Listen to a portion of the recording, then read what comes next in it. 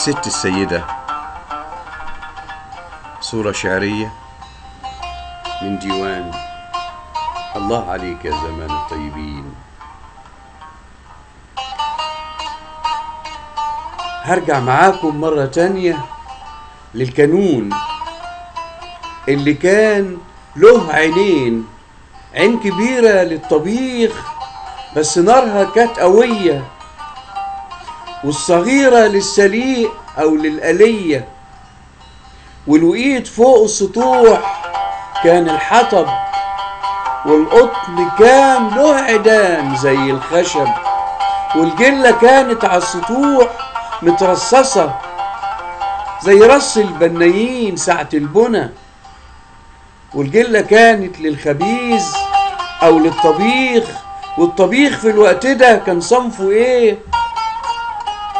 خبيزة كانت بالفريك، أو رجلة طازة بتناديك، أو كشك معمول من الدقيق، واللحمة كانت مرة واحدة من السويقة، والسويقة عندنا يوم التلات كان سيدي دايما يشتريها ويسرها جوه منديله القماش ويحطها في حجر ست السيدة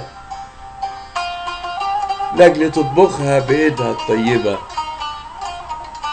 وأنجر الفتة ضروري على العشاء، والأكل دايما باليمين، وما كانش فيه في الدار معالق، والأكل كان بالصوابع والإيدين، والحلو كان مفروكة شربة من لبن، ومرة كان شعرية يحضنها العسل، شعرية لكن منزلية، يعني مصنوعة على القدوس جوه الوسية، ومنشفينها على الطبالي في السطوح.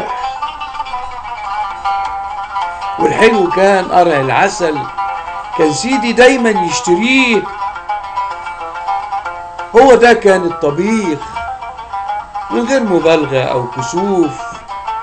والطبيخ كان له لوازم، واللوازم عند ستي، وستي كانت ليها صفة للخزين، والصفة كانت فيها ايه؟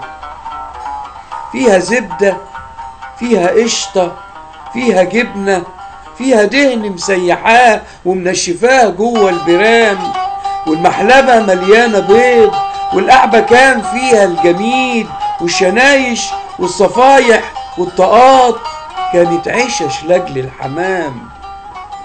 والصفة ممنوع فتحها إلا لما ستي تيجي هي بنفسها.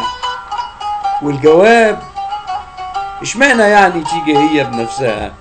الجواب الصفة كان مفتاحها واحد له رباط موجود معاها ومضفراه وهي خصلة شعرها، ما هي واحدة من زمان الطيبين اللي انتهى وما عادش منه إلا كنز الذكريات، وما عادش منه إلا حرف بنرسمه زي السكات، يمكن يعيش، يمكن يموت، يمكن في يوم ينطلق ويقول حاجات.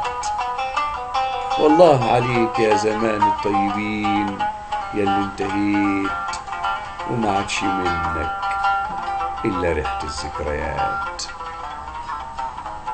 رفعت المرصفي.